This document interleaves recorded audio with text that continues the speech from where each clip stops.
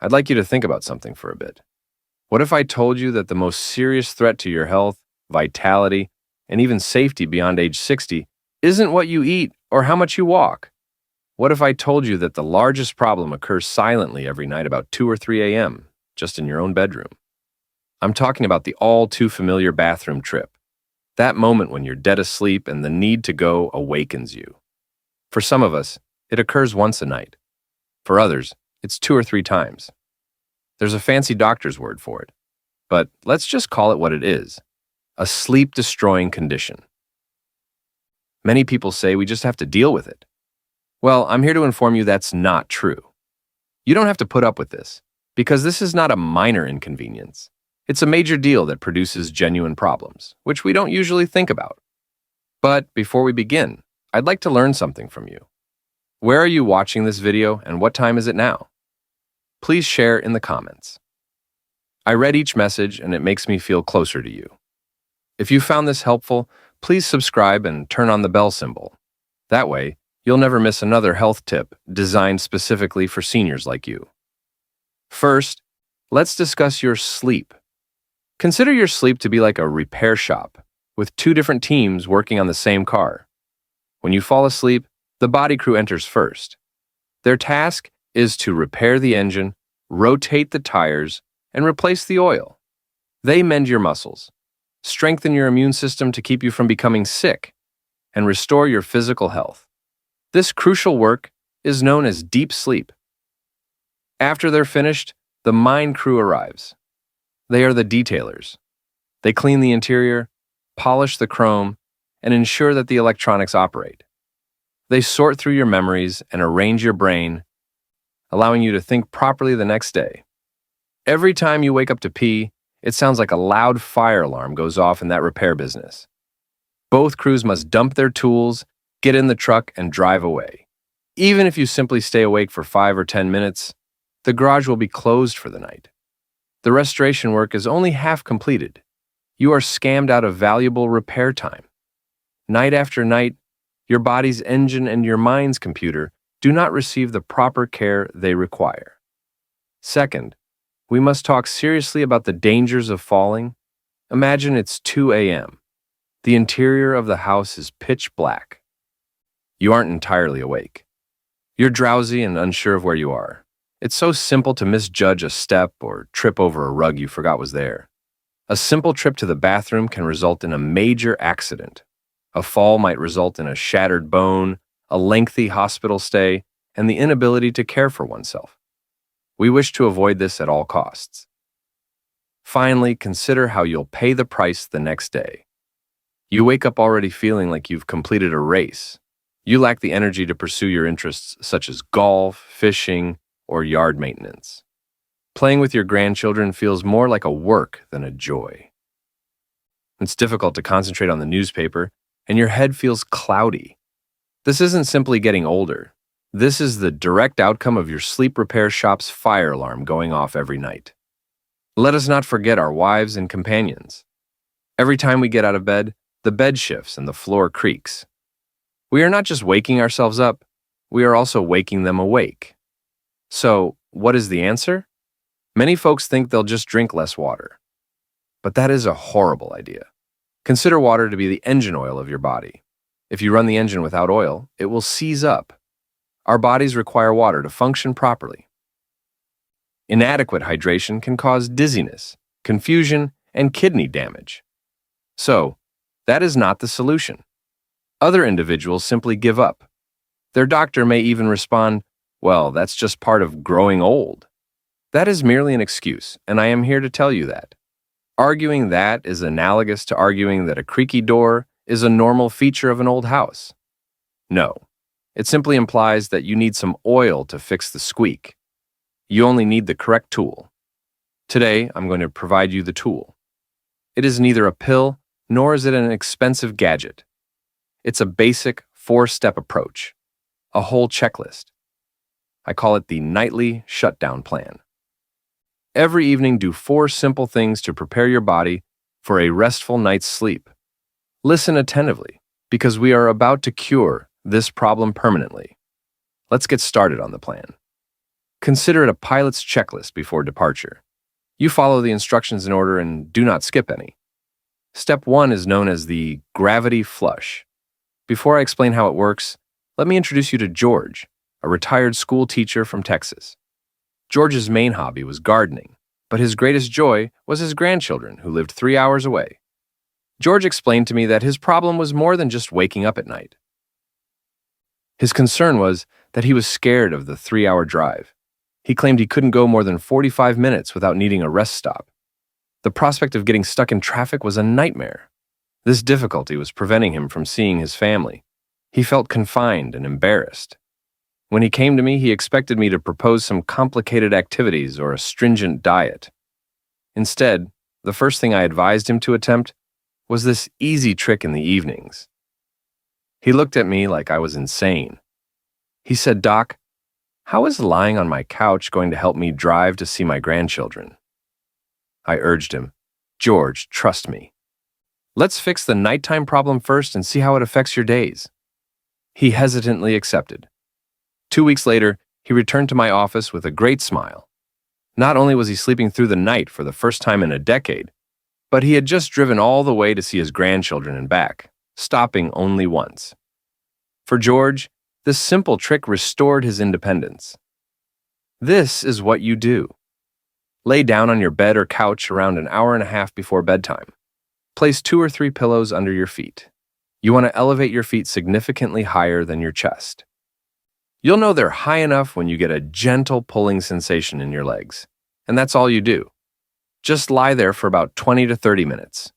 You can read, watch the news, and do whatever you want. Simply relax. Now, a quick but vital note on safety. This is entirely safe for the majority of individuals, but if you have any specific medical conditions, you should consult your doctor beforehand. Please be cautious if you are experiencing pain or swelling in only one of your legs. Also, consult your doctor if you have major cardiac problems or are very out of breath when lying down. Now, another reason to check first is if you frequently feel dizzy, have trouble falling, or have extremely low blood pressure. Finally, if you have severe nerve damage in your feet or unhealed scrapes or sores on your heels or ankles. If any of these symptoms apply to you, consult your doctor to ensure your safety. For everyone else, let's explain why this easy trick works. It is not magic. It is simply how your body functions. Imagine your legs as 2 large kitchen sponges. Gravity pulls everything down throughout the day, whether you're standing or sitting. Your body's water is no different. Small amount of water is gently squeezed out of your blood vessels and into the sponge-like tissues of your lower legs. They have been progressively soaking up this extra water throughout the day. Even if you can't see it, they get slightly swollen and heavy. What happens if you go to bed with your legs soaked in water like 2 wet sponges? The second you lie flat, it's as if someone took those 2 wet sponges and placed them on a countertop. The water is free. It begins to slowly leak out of the sponges and into your body. The water then travels to your kidneys. The kidneys clean it up, convert it to urine, and transfer it to your bladder. Your bladder fills up at night, and then, ding, ding, ding, the 2 a.m. alarm clock wakes you up. When you perform the gravity flush an hour and a half before going to bed, you're taking control. You're using gravity to your advantage. You're effectively lifting those 2 sponges and squeezing out all of the water while you're still awake. After you put your legs down, you will almost certainly feel the urge to use the restroom one last time before bedtime. That's great. That's the entire point. You empty the tank according to your timetable, not in the middle of the night. Step 2 is the ultimate system purge. This step occurs just before you climb into bed for the night. You've removed the excess water off your legs. Now, make sure your bladder or main tank is fully empty. Let me tell you about another gentleman named Arthur. He was a retired accountant and an extremely conscientious individual. Arthur was already doing an excellent job of avoiding excessive drinking before bedtime. He would go to the bathroom just before going to bed and feel fully empty. And yet, like clockwork, he'd wake up at 2:30 a.m. with a full bladder. He told me it didn't make sense. It's as if my bladder is surreptitiously producing its own water in the middle of the night. The problem wasn't that his bladder was producing water, rather it wasn't emptying completely, even when he felt it was. As men age, a little gland inside our bodies known as the prostate can enlarge. Consider the small tube through which urine emerges to be similar to a garden hose. A larger prostate can softly press on that tube, as if someone stepped lightly on the hose. It causes a small kink. Even when you believe you've gotten all of the water out, a small puddle remains behind that kink. It may only be a few spoonfuls, but it's enough to fill you full and wake you up later. When I taught Arthur the following simple trick, he was astounded. He claimed that after trying it, a little more always came out. That tiny bit meant the difference between waking up and sleeping through. The final system purge is a trick for getting the last little bit out. This is exactly how you do it. Use the bathroom as you normally would. Sitting down is highly important because it allows your muscles to relax. Do not rush. Take your time.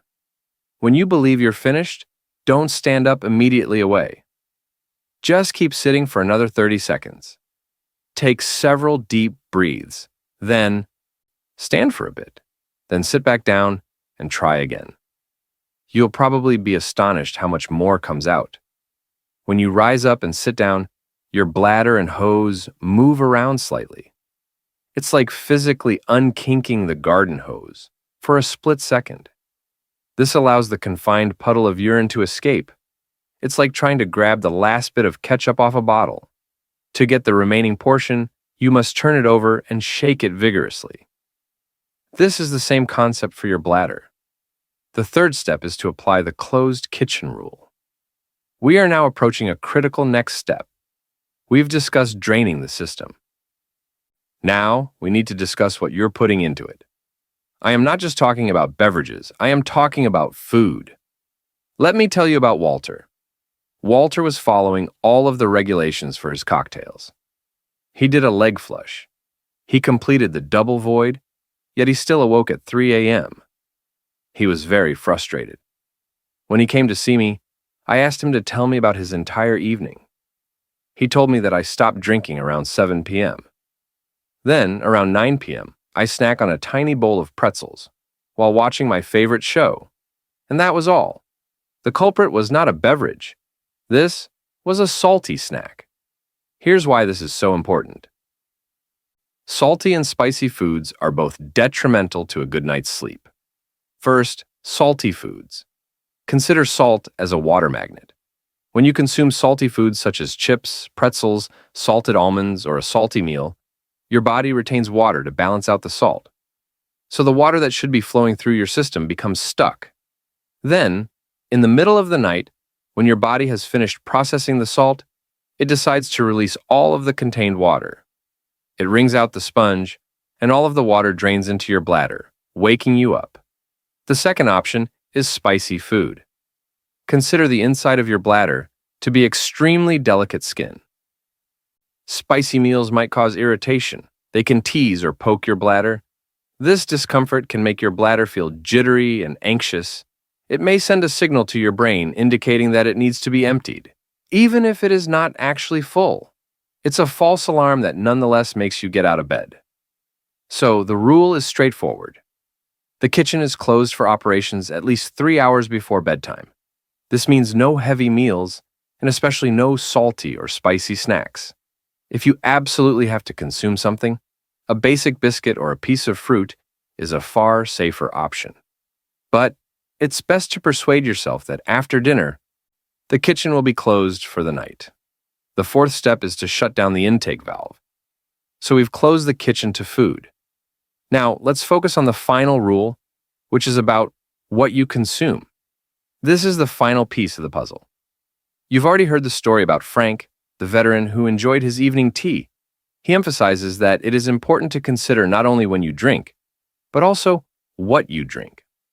First, create a broad picture game plan for your day. The task of sleeping soundly at night begins in the morning. Try to consume roughly 3/4 of your daily beverages before the middle of the afternoon. Get your hydration in early. It's basically like doing chores at home. During the day, you are responsible for the noisy vacuuming and the filthy chores. You don't start a big loud project when everyone else is trying to sleep. Now for the evening rule. We're going to be smart and adaptable. To begin, set a simple aim. No large beverages for 2 hours before going to bed. A modest taste of a tablet is acceptable, but no entire glass. Try it for a week. If you can sleep through the night, that's excellent. You've discovered your magic number. However, if you are still waking up the next week, try 2.5 hours. If that still isn't enough, try 3 hours. The goal is to gradually identify the optimal timing for your body.